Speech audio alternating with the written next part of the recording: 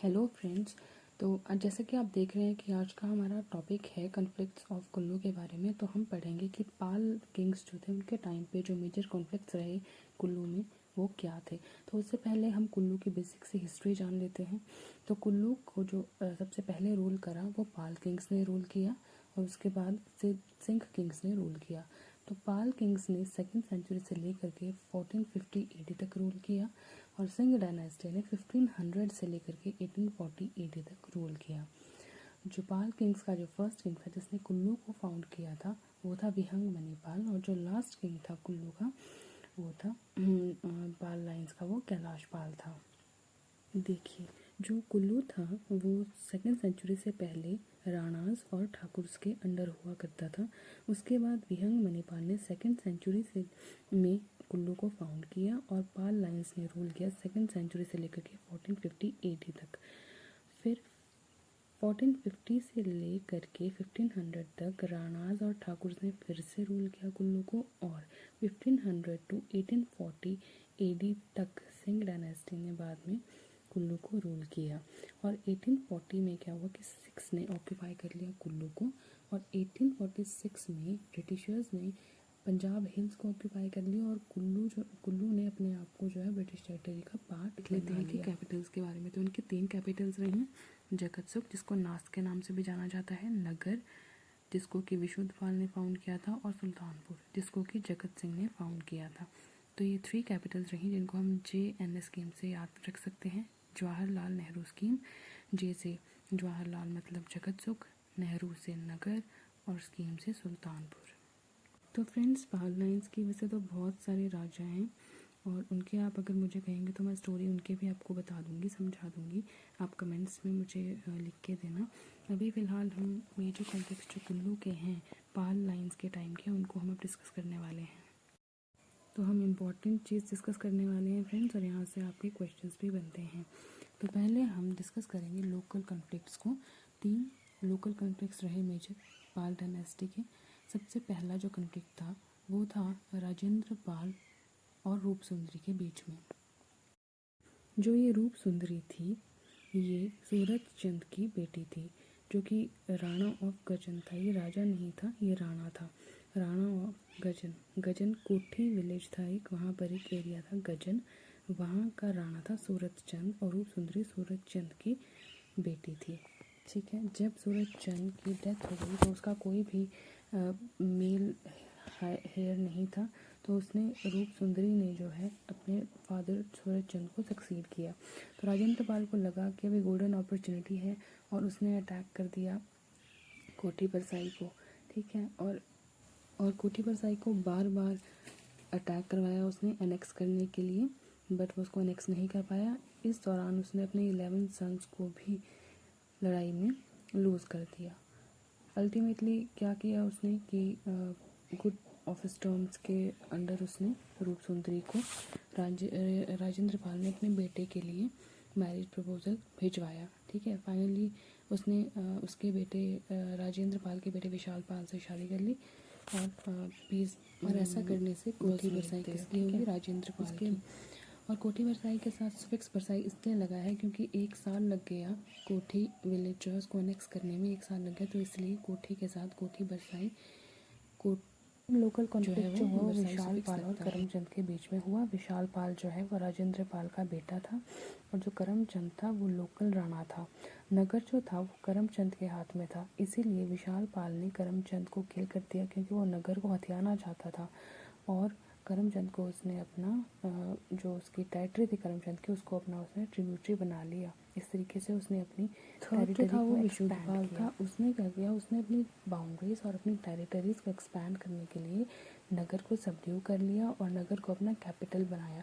जगतसुख तो उनके पास पहले से था ही, जो कि एज अ रेजिडेंस उनका प्लेस था। ठीक है, नगर को भी उसने अपना कैपिटल बना लिया। इस तरीके से उसने अपनी बाउंड्रीज को, अपनी टेरिटरीज को एक्सपैंड किया। तो लोकल कॉन्फ्लिक्ट्स यही होते थे। जो मेन किंग्स पाल किंग्स होते थे वो लोकल राणाज और ठाकुर से लड़ करके अपनी टेरिटरीज को एक्सपैंड करना चाहते थे, जिससे कि उनकी पावर बढ़े।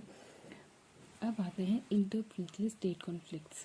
मतलब कि जैसे कुल्लू हो गया वो एक प्रिंसली स्टेट हो गई, उसकी फाइट हुई, जैसे कि चंबा अनदर प्रिंसली स्टेट हो गई, या फिर स्पीति अनदर प्रिंसली स्टेट हो गई, उनके साथ जो अब लड़ाइयाँ होंगी उनके बारे में हम पढ़ेंगे।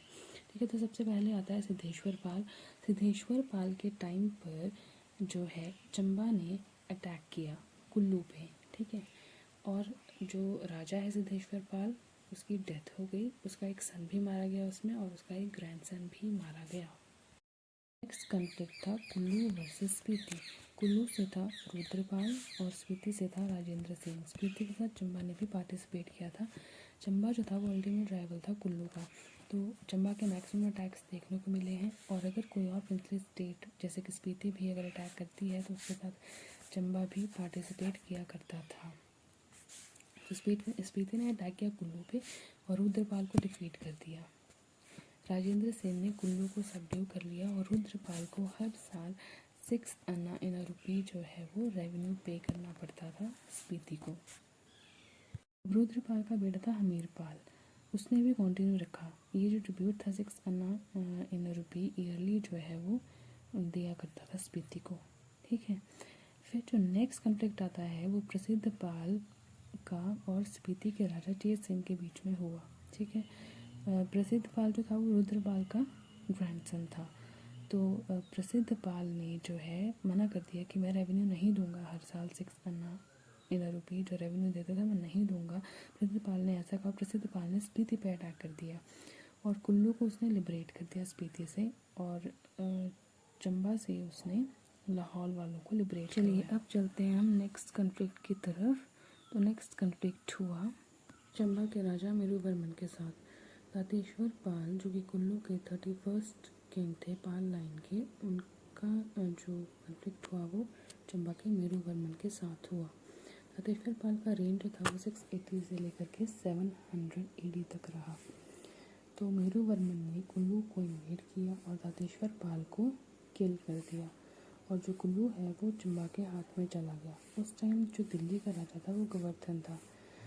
दातेश्वर पाल की डेथ के बाद दातेश्वर पाल का जो सन था अमरपाल, उसने कुल्लू फोर्सेस की कमांड को अपने हाथ में ले लिया अपने 2 बेटों के साथ, और एक बेटा अमरपाल के साथ ही मारा गया। बट जो दूसरा बेटा था शीतलपाल, उसने बुशहर की तरफ पलायन किया। अब 5 डिसेंडेंट्स जो थी पाल लाइन की वो बुशहर में ही रहीं, और कुल्लू जो है वो अब चंबा के हाथ चला गया। जरेश्वर पाल जो कि 6th डिसेंडेंट था शीतलपाल का, उसने कुल्लू को चंबा से लिबरेट करवाया with the help of Bushahr. Jareshwar Pal जो था वो 35th किंग था पाल लाइन का, और इसका रेन रहा 780 से लेकर के 800 AD तक।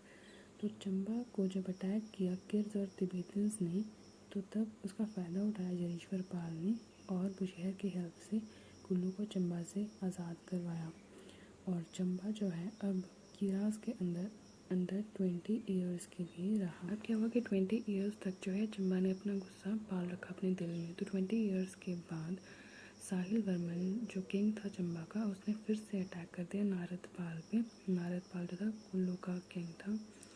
तो साहिल वर्मन ने जब कुल्लू पे अटैक किया तो उसने सबसे पहले एक फोर्ट बनाया रोहतांग पास के पास, और ये बैटल जो थी 12 ईयर्स तक कंटिन्यू रही, और उसके बाद 12 साल के बाद उनके बीच में पीस जो है वो बना। तो अब क्या हुआ, 12 ईयर्स के बाद एक सोशल गैदरिंग और फीस्ट अरेंज की गई कुल्लू एरिया में, जिसमें कि चंबा पीपल भी इनवाइटेड थे। ये दिखा रहे थे कुल्लू वाले कि हम जो है अब लड़ाई को बंद करना चाहते हैं। तो कुल्लू के लोगों ने क्या किया, एक वुडन ब्रिज को रिप्लेस कर दिया एक थाच के साथ, जो कि ग्रास का बना होता है। ठीक है, जिसमें कि बहुत सारे सोल्जर्स जो थे चंबा के, उनको कैसे मार दिया जब वो वापस जा रहे थे। तो जो थाच है जब उसके ऊपर चढ़े तो वो थाच जो है नीचे पानी में गिर गया, तो चंबा के बहुत सारी आदमी जो है उसमें डूब कर मर गए। ठीक है, बस अब इसके बाद चंबा का कोई भी अटैक कुल्लू पे नहीं हुआ। अब जो है भूपाल का कॉन्फ्लिक्ट हुआ सुकेत के किंग बीर सेन के साथ। भूपाल जो था वो 44th किंग था पाल लाइन का। बीर सेन ने कुल्लू को इन्वेड किया सैलज पे और भूपाल को डिफीट किया, और भूपाल को उसने प्रिजनर बना लिया और इस कंडीशन पे छोड़ा कि जो कुल्लू वाले हैं वो सुकेत को फ्यूडल सर्विसेज प्रोवाइड करेंगे at the time of war. Next conflict हुआ कुल्लू के राजा हस्तपाल वन का सुकेत के राजा विक्रम सेन के साथ। हस्तपाल वन जो था वो ग्रैंडसन था भूपाल का। तो इसके पीछे कहानी ये है कि विक्रम सेन को जब गद्दी पे बिठाया गया उसके बाद विक्रम सेन हरिद्वार गया पिलग्रिमेज पे। तो अपने जो यंगर भाई है उसका त्राय विक्रम सेन उसको स्टेट का इंचार्ज बना के गया। तो राजा हस्तपाल वन ने जो है प्लान की कॉन्स्पिरेसी उसी के रिबेल ब्रदर के साथ जिसका नाम त्राय विक्रम था। तो राजा विक्रम सेन ने उन कॉन्स्पिरेटर्स को ब्रोक किया with the help of Keonthal raja जो कि उसका अपना ही किंग्समैन था। और फिर ज्यूरी एक प्लेस है on the bank of Sutlej, वहाँ पर बैटल हुई। हस्तपाल वन और त्राय विक्रम सेन दोनों को मार दिया गया। विक्रम सेन फिर इन्वेड किया कुल्लू को और उसने स्टेट को नेक्स्ट कर लिया। और हस्तपाल का जो बेटा था धनी रामपाल उसको बस एक छोटी सी जागीर दे दी उसने। नेक्स्ट कन्फ्लिक्ट हुआ उचितपाल और किंग ऑफ लहासा के बीच में। लाच एंड उत्पला ने कुल्लू पे अटैक किया और उसको अपनी ट्रिब्यूटरी बना लिया। जब उचितपाल की फिनरल सेरेमनी चल रही थी तो लाच एंड उत्पला ने उचितपाल के बेटे को कैप्चर कर लिया और उसको मोहनगढ़ में प्रिजनर बना दिया। मोहनगढ़ कोठी चपरासा में भुपो पास के पास है। फिर कुल्लू ने जो है ट्रिब्यूट देना शुरू कर दिया डजोज और आयरन की। किसको? किंग ऑफ लहासा को, till the reign of Sengge Namgyal. और सिंगे नामग्याल का रेन रहा 1590 से लेकर के 1650 तक। तो मतलब कि 1650 तक वो ये ट्रिब्यूट डजोज और आयरन की किंग ऑफ लहासा को देते रहे। डजोज होता है cross of yak and cow. 50th king था पाल लाइन का सिकंदर पाल। उसने राजा ऑफ दिल्ली को चाइनीज़ एग्रेशन की कंप्लेंट करी। तो राजा ने जो दिल्ली का राजा था उसने राजा ऑफ व्याउरमुर बाल्टिस्तान और तिब्बत को कहा कि आप मुझे ट्रिब्यूट पे करोगे थ्रू कुल्लू राजा। जो नेक्स्ट कॉन्फ्लिक्ट हुआ वो हस्तपाल टू का कॉन्फ्लिक्ट हुआ बुशहर के राजा के साथ। तो बुशहर के राजा ने कुल्लू को इन्वेड किया और कुल्लू को अपना ट्रिब्यूटरी बना लिया और कुल्लू को जो है बाउंड्री एक्सेप्ट करनी पड़ी सतलुज पे। नेक्स्ट कॉन्फ्लिक्ट हुआ नरेंद्र पाल का राजा ऑफ बंगाल के साथ। नरेंद्र पाल 60th किंग था पाल लाइन का। तो कुल्लू को कैप्चर कर लिया राजा ऑफ बंगाल ने। अब कुल्लू जो था वो राजा ऑफ बंगाल के अंडर था 10 सालों के लिए। नेक्स्ट कॉन्फ्लिक्ट हुआ वो नंदपाल का हुआ राजा ऑफ कांगड़ा के साथ। नंदपाल 62nd किंग था पाल लाइन का। कुल्लू जो है वो कांगड़ा की ट्रिब्यूटरी भी बनी, कांगड़ा को ट्रिब्यूट दिया करती थी टिल द रूल ऑफ धरतीपाल। अब नेक्स्ट कॉन्फ्लिक्ट हुआ केरल पाल का किंग ऑफ सुकेत के साथ। और किंग ऑफ सुकेत उस टाइम था मदन सेन। 1240 AD की बात है। मदन सेन ने कैप्चर कर लिया area of Kullu up to Simsa Manali. और केरल पाल का लोकल कॉन्फ्लिक्ट भी चल रहा था राणा ऑफ भोसाल के साथ। तो राणा ऑफ भोसाल ने सुकेत की प्रिंसेस से शादी कर ली। सुकेत की प्रिंसेस का नाम था रूपनी जो कि मदन सेन की डॉटर थी। रूपनी के 2 बच्चे हुए, एक का नाम था देलवडरी जो कि बेटी थी और दूसरे का नाम था टिक्का घुंगरू जो कि बेटा था। राजा वजीर का जो नाम था वो था टीटा मेहता। तो इस राजा ने राणा ऑफ भोसाल ने अपनी वाइफ को सती परफॉर्म करने के लिए कहा फॉर मीन्स राणा ऑफ भोसाल ने अपनी वाइफ रूपनी को सैक्रिफाइस किया for water opening. 72nd number का जो किंग था पाल लाइन का वो था उदयन पाल। उसका रेन था 1418 से लेकर के 1428 AD तक। इसका कोई खास कॉन्फ्लिक्ट पता नहीं है बट इसमें संध्या गायत्री देवी टेम्पल बनाया है जो कि शिकारा स्टाइल में है एट जगतसुख। और जो हिडिंबा देवी का टेम्पल है उसके मास्क पर जो है उदयन पाल की इंस्क्रिप्शंस भी लिखी हुई है। जो लास्ट किंग रहा पाल लाइन का वो रहा कैलाश पाल जिसका रेन रहा 1428 से लेकर के 1450 AD तक। ये पाल लाइन का 73rd नंबर का राजा था और लास्ट राजा था ये पाल लाइन का। अब नेक्स्ट वीडियो में हम डिस्कस करेंगे किंग। इसी के साथ मैं वीडियो खत्म करती हूँ। अगर आपको वीडियो पसंद आई हो तो please like, subscribe and share my video. Thank you.